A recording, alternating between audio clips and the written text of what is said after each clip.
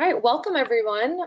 So today's webinar is a little different from our typical presentations in that we are straying away from the international trade topic for the moment to provide some insight on group health policies for your business.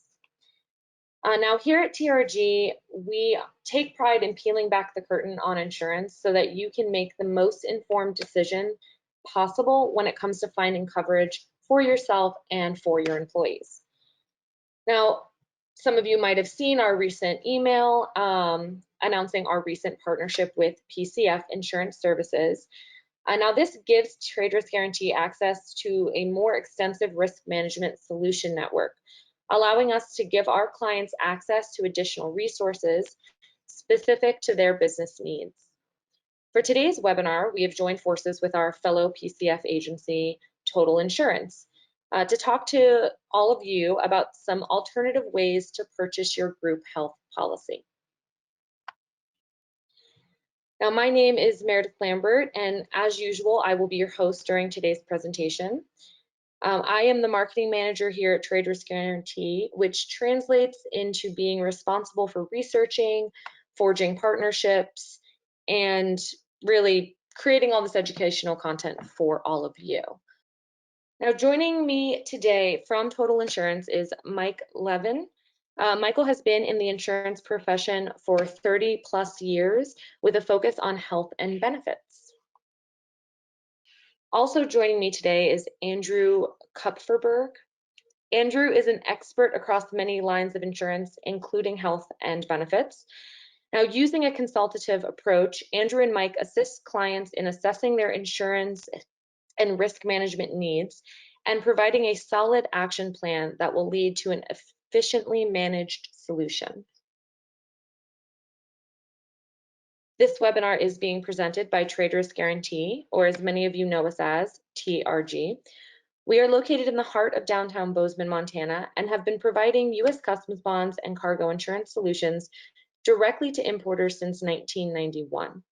This direct-to-importer business model is unique in the international trade community since it cuts out the need for an additional middleman and allows TRG to become another member of your international trade team. Today's webinar is being presented with our partners at Total Insurance. Total Insurance is located in Northbrook, Illinois, just outside of Chicago, and has been doing business nationwide since 1971. Total's focus is on helping businesses with their risk management. And with over 70 insurance professionals on staff, including CPAs, attorneys, and MBAs, they are able to find solutions that meet the needs of each individual company. We will be recording this webinar and it will be available on YouTube for future reference. If you want to be notified the moment it releases, I highly recommend you subscribe to our YouTube channel. We also post additional educational videos on YouTube about once a month. So if you are not already, check out YouTube. You can find us by searching Trade Risk Guarantee -TRG in YouTube. Now, as a quick reminder, this presentation is for educational purposes only and does not constitute legal advice. Now, many of you throughout the presentation may have questions. Please submit your questions in the question box in the webinar interface throughout the presentations. We will, be trying to monitor those questions and answer them as we can. However, a lot of times these questions are very specific to your situation, and require a lot more, just a lot more information than obviously you'd maybe want to give in a webinar. So we will be taking these questions and reaching out to you after the webinar to give you more specific answers. But please submit those questions. We love getting them. We're obviously here to help and we love hearing what we can help on.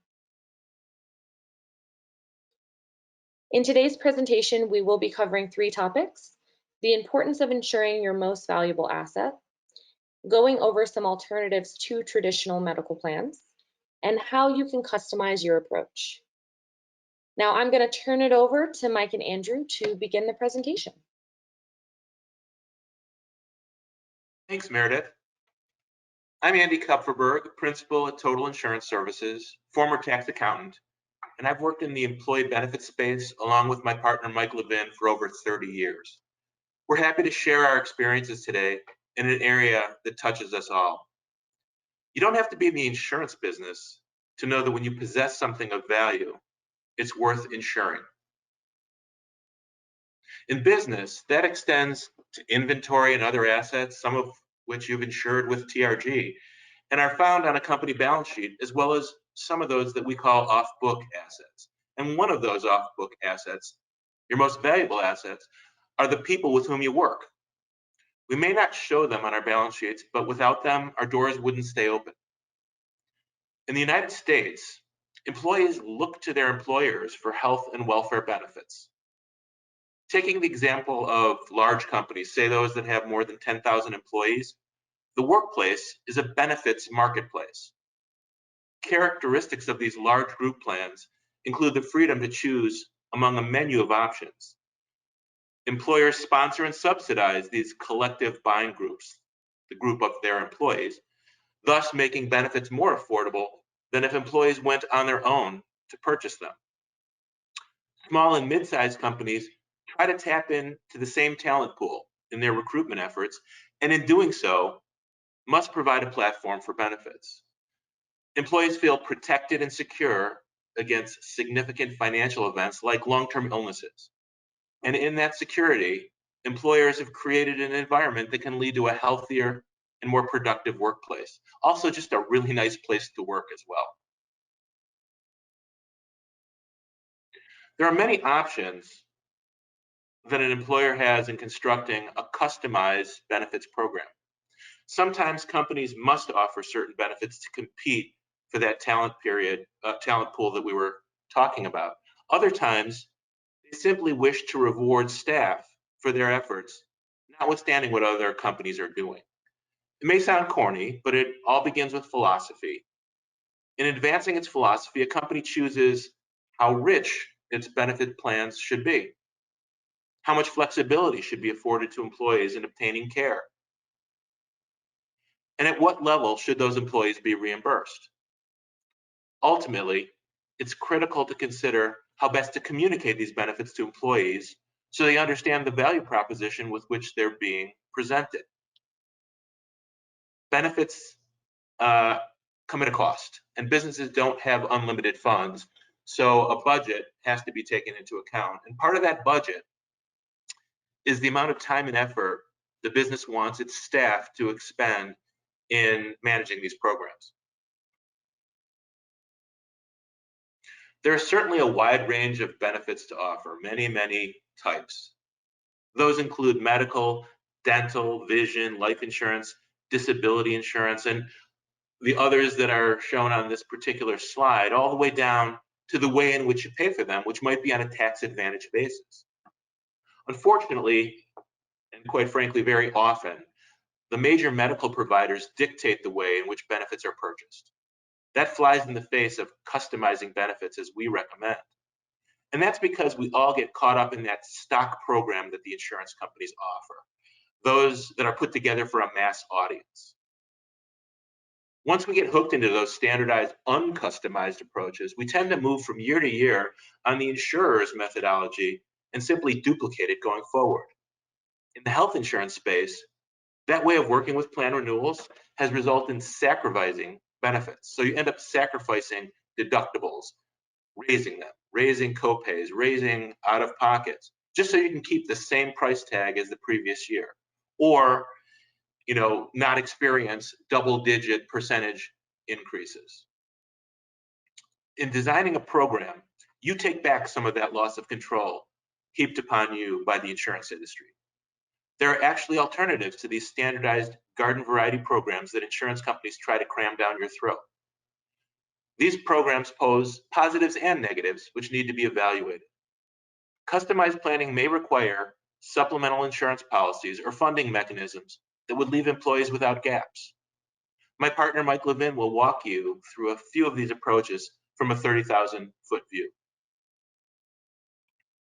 Hi, good afternoon or good morning, everyone, and thank you. I'm Mike Levine, principal at Total Insurance, Andy's partner, and I'm here today to talk a little bit about some of the ideas and some of the ways in which you can offer your employees health insurance that can make the plan sustainable and make the plan affordable. And that's a huge challenge today. In particular, why we feel it was important to have this webinar at this time of year is because we're finding that because of COVID, there's so much uncertainty related to what future medical expenses will bring that insurance companies always seem to take the worst case scenario and actually look at increasing rates beyond possibly what may be reasonable.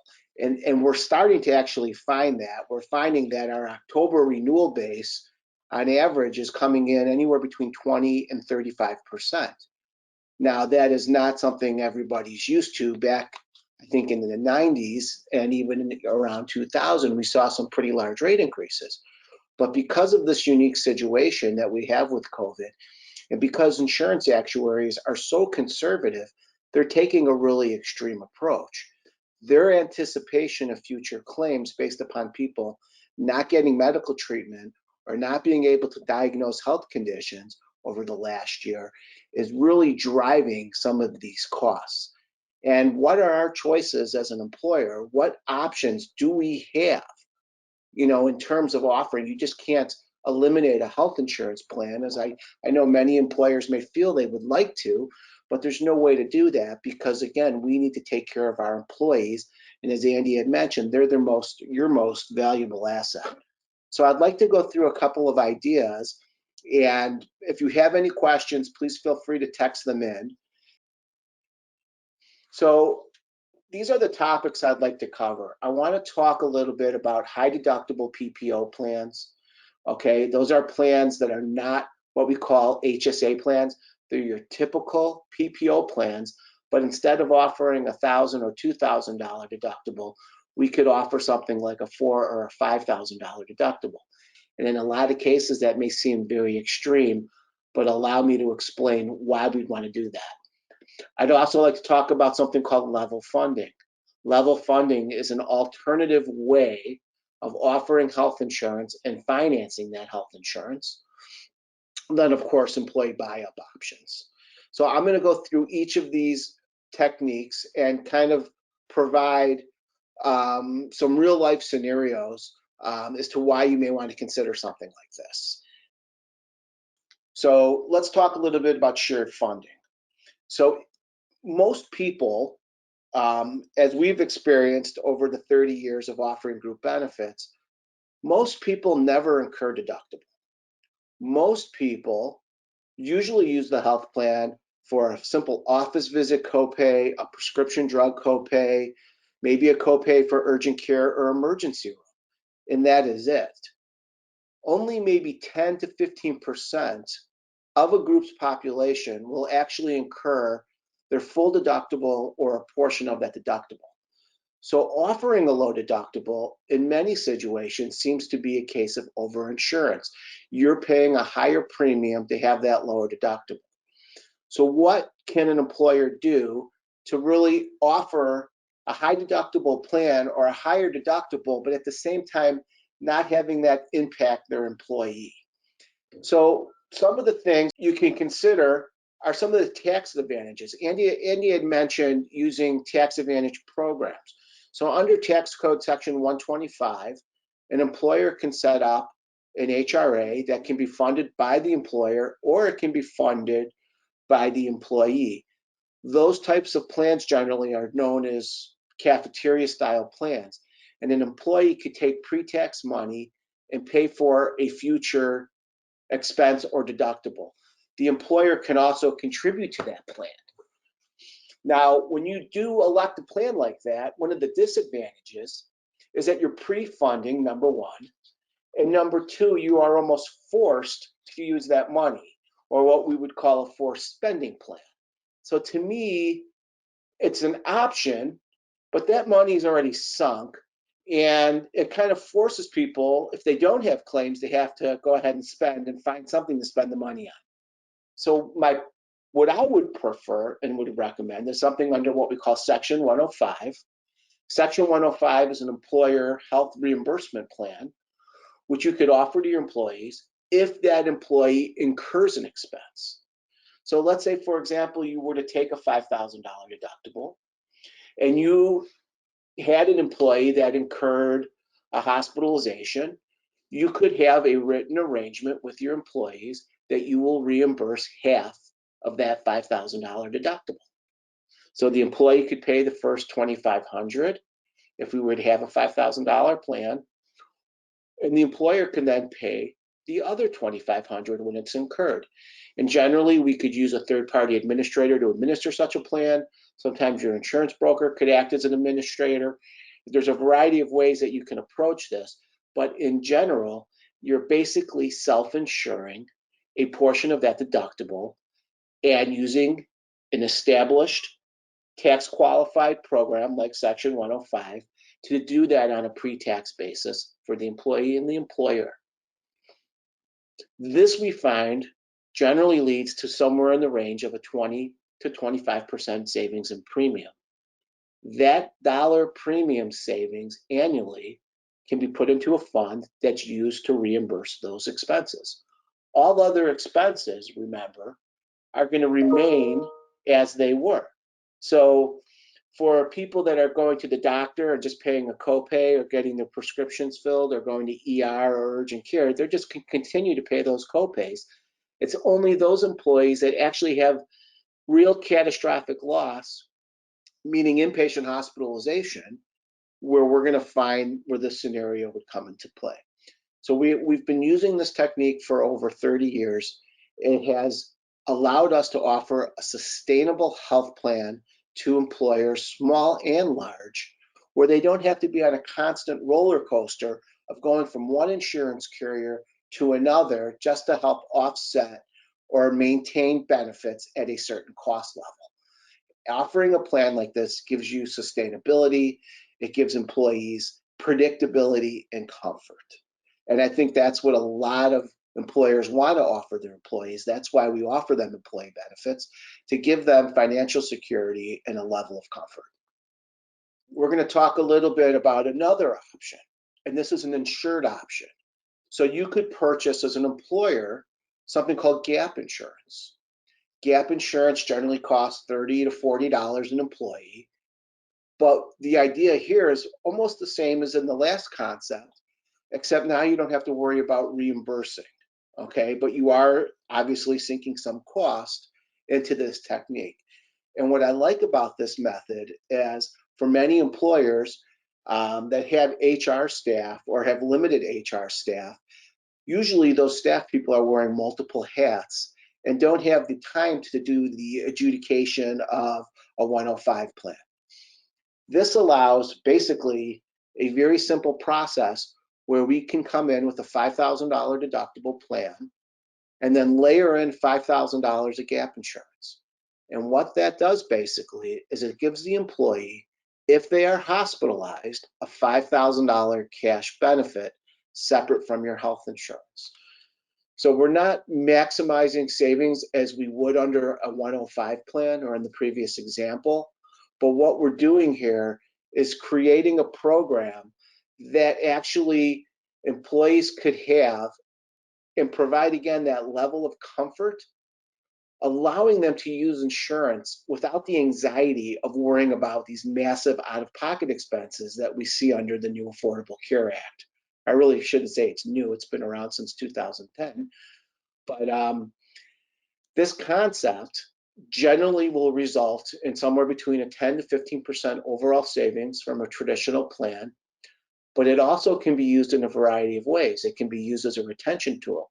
Some employers will offer this benefit to employees if they participate in a wellness program, or if they give up smoking, or, let's say, they hit some kind of a safety goal that maybe a manufacturer would set. It's a great tool, it's inexpensive, and then ultimately the bottom line is it allows you to hedge your health insurance plan by reducing costs by having that higher deductible, and again, sustaining cost and benefit and keeping people whole without having to lay out significant amount of money for them if they were to incur some kind of inpatient hospitalization, or in this case, also outpatient surgery, which this would provide anywhere between $1,000 and $2,000 benefit if somebody were to have some kind of outpatient procedure. This benefit is offered on a calendar year basis, so it corresponds with the health plan. So if you look at your current health plan that you're offering your employees today, and let's say the maximum out of pocket is $8,000, here's a great way to offer something back to your employees that can reduce that out of pocket significantly. Most health plans today under ACA are a minimum out of pocket of $3,500 up to close to $9,000 after the new year. So again, the gap insurance idea is a great way where if you want to have a little hands-off, I'm going to layer in an insurance policy over my health insurance to protect my employees and still help to reduce costs. This is a wonderful alternative. The next option is a little different. This is what we call level funding. And what level funding really is a partially self-funded insurance plan, which is something that is a little unique to many smaller business owners. I think larger business owners are familiar with the concept, but this allows for small business owners as well as large businesses to offer a plan. And in particular, as I mentioned earlier, when you have actuaries at insurance companies expecting all of these large claims, okay, and you're going to be paying that premium based on their expectations, and let's say they're wrong, or maybe they're wrong about your group, level funding gives you the opportunity to recoup whatever excess expenses you have. Or when I say that, I mean excess premium that you may have paid into the plan. So for example, if your surplus of dollars that you pay into the plan is in the plus range, the insurance company will refund those monies back to the employer, and the employer can allocate the money back to employees in any way they wish, or they can just keep rolling it forward to the next year. But essentially, what the insurance companies are doing on this level funded basis is they're providing you with a self-insured or a partially self-insured plan that you are fully funding. So at the end of the year, there's never going to be a deficit that you're going to owe. You're only in a situation where if you do have a surplus, you will get a refund. In traditional partial self-funding, you're only paying whatever costs you incur on a week-by-week basis. So as claims come in, you pay those claims. That is very different than what we're talking about with level funding. With level funding, you're fully insuring or fully paying for all claim dollars plus that portion of what we call reinsurance. So you're never in a deficit situation, nor would your employees be. And again, what I love about this is it allows the insurance company to underwrite for smaller groups that are under ACA. You're basically getting community rates and community product. This takes you out of that world. And if you have a very healthy group and feel that you should be paying less than what the pools should be, that are offering, this is a great way to do that. In addition to which, you have the opportunity to actually understand what your claim experience is, which is always a big secret with the insurance industry. But when you're under a level funding basis, you see your claim reports on a monthly basis. You know what dollars are coming in and what dollars are going out, and you know how your employees are utilizing your insurance, which I think also allows for you as an employer to plan appropriately and to offer ideas, as we had mentioned previously, based upon those utilizations and knowledge. One other thing that I will mention is that with these level funded programs, they fall out of the ACA range or ACA criteria requiring to offer certain benefits. So for example, fertility benefits are automatically included in the ACA programs. But if you, under a level funded plan, did not want to offer that, you could actually pull those benefits out and save 3 or 4% of premium just by doing that. So for a group that has the average age employee of 45 to 50, fertility may not even be an issue. It doesn't make sense for you to have to pay for it. So that is really just a higher level understanding or explanation of level funding. At the end of the day, there's very little risk on the part of the employer to do a level funded plan. You paid in just like you would on a fully insured plan, the monthly premium. The only thing that you would be looking at getting back at the end of the year is whatever surplus was remaining. So again, if the insurance actuaries overestimated expenses for the next year, here's a great way to actually get some of that money back. All right, and then lastly, we're going to talk about what we call employee buy-up plans. And with ACA, this became very popular, mainly because what we found is that under the Affordable Care Act, employers had to offer a plan that was deemed to be affordable by their definition. And I'm not going to go into what that means in particular, but if you did not offer an affordable plan, an employer could be penalized $3,000 per employee, which could obviously add up to be significant money. So a lot of that approach evolved into these types of concepts where you can offer what we call an affordable ACA qualified plan. And when I say ACA, I mean the Affordable Care Act. You could offer that basis, and then employees can buy up to any other plan to enhance either their deductibles or out-of-pockets, or at the same time, you could even offer the gap insurance as a few, an additional option. There's many ways to go with a program like this. But for example, you could offer what we would call a silver level plan that would qualify under ACA based upon, certain deductible and out of pocket that meets the qualifications. And then employees could just step up to lower deductibles, lower out of pocket at their expense. And what we like about this idea, or for some employers, in particular employers that are working on a very small margin, it gives them an expectation of how to plan. It gives them an ability to fix cost at a certain dollar limit without having to worry about, other costs rising for the year or what employees are going to elect in contributions. So almost like a cafeteria concept, an employee can make an election based upon their comfort level, based upon their expense, how much they want to spend, or they can go with the employer-based plan, which is still going to be an outstanding plan. It would be a silver level plan.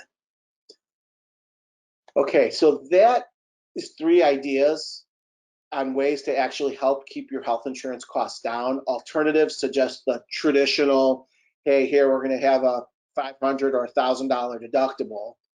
And the next slide, I want to more or less hand it over to Andy and let Andy wrap up. But if there are employers out there that are interested, I would love to actually do some real life proposing. If there are any volunteers that would like us to actually put some of these concepts into real numbers and share that with the rest of the group, I would love to do that for everybody. If there is someone that would like to volunteer, please send in your information and Meredith will reach out to you and we'll plan the next webinar where we can go through these 3 ideas using actual real numbers. And then obviously we would protect your identity and your company name. We would use a fictitious name, but it would also allow you to see how these approaches can save significant dollars and help you to maintain employee satisfaction, employee comfort, and of course cost. I mean, that is the real need here is to help keep costs down, especially after coming out what we've been through in the last 18 months. Thank you so much for listening. I look forward to answering your questions. Thanks, Mike. As Mike was indicating throughout his presentation, it's about risk management. It's about whenever in the insurance relationship, you take on more of the risk, you get a reward in terms of premium. The problem is you have to be able to understand what that means and how that's quantified. So where we work with people is in trying to take back that control And as we talk about exerting a greater level of control rather than accepting what the products off the shelf offer, we're saying that there needs to be a planning process, because like anything, you have to know what you're getting into before you get into it. So if you were doing a construction project, you'd sit down with a professional and put together a set of working blueprints. Those blueprints would really govern. The materials in your construction project that you're used to may be currently obsolete, or they might be less advantageous than alternative materials. Things change over time. So it's very possible that your way of doing things is correct, and it just needs to be evaluated, let's say, from a pricing standpoint. But it's also possible that you haven't seen all of the options available to you. So cost, believe it or not, are the outgrowth of this. They don't drive the train, they come after the plan has been created. That kind of plan where your philosophy is stretched through it, and you're covering those things that make your employee base feel comfortable. So we know it's beneficial to develop plans. There's that old adage, no one plans to fail, but too often they fail to plan. That's real. That's being led by insurance company methodology. So what we offer in conjunction with TRG and recognizing your time's valuable is that kind of a plan can be put together with enough information in about 30 minutes of your time. This is an investment, no matter what you do. And if we're going to talk about budgets, your time's valuable. So that can be done in a 30-minute session to give you an idea of where the bones are. And then what needs to be put on is the meat, with either product solutions or service solutions. Those need to be added in order to give you that right mix, right cost, right level of benefits. We understand you're all facing a number of challenges in business, and appreciate your time today in hearing our little spiel about how this works in the group health and benefits arena. All right, well, thank you, Mike and Andrew, for presenting on those topics. I know a lot of, insurance in general can be a very confusing and consuming topic for a lot of people, and we really want to help provide that insight. So again, if you have any questions, or if you're interested in being that that anonymous example, please reach out to us or submit your questions. I'm going to have some contact information here at the end on the final slide. But please submit those questions, and we will be reaching out after the webinar to answer those. The question is, are insurers asking if employees are vaccinated? And the answer for an underwriting viewpoint is that they're not asking if employees are vaccinated.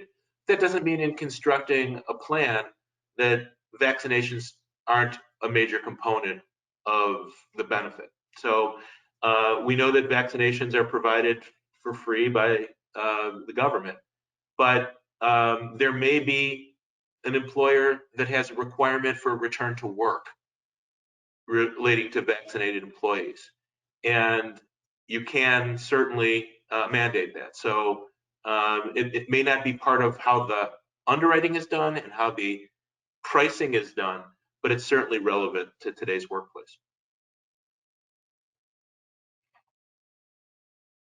All right, yeah, well, that's great. If you guys have any other questions, please, there's still time to submit them. I'm just going to take a quick move over to our next slide just to introduce a little bit more about Total Insurance, but please continue to submit those questions. So Total Insurance, who is our partner today, utilizes a multidimensional platform of professionals to include certified risk management, on-staff attorneys, CPA, and MBA, all of which bring a unique perspective to analyzing risk for a corporation. At Total, the approach in working with clients is to start at the beginning by understanding the client's operations and identifying the risks, goals, and objectives for the company. It is through this approach that they have assisted many corporations in assessing their exposures to risk and identifying the appropriate risk financing and risk control tools that are effective for managing exposures while meeting the overall corporate objectives. So, we've got some real experts on today. So I haven't seen any more questions come in on our questions interface. So at this point, I kind of want to wrap up the webinar. We are definitely a little bit over the half-an-hour mark. So again, if you guys have any other questions, please feel free to reach out to us. So you can reach out to me directly via email by emailing marketing@traderiskguarantee.com. Additionally, check out our blog at traderiskguarantee.com/trgpeak. It's got a treasure trove of excellent articles and information. And don't forget to find us on Facebook, Twitter, LinkedIn, and of course, YouTube, where we will be hosting this webinar, the recording of this webinar. We will be sending out a follow-up email to the presentation, most likely tomorrow with the recording for all of you in attendance. So thank you again for taking the time to attend today's webinar. We know that this can all be very confusing, and we really just want to provide support where we can. So feel free to reach out to us, and thank you for attending today's webinar.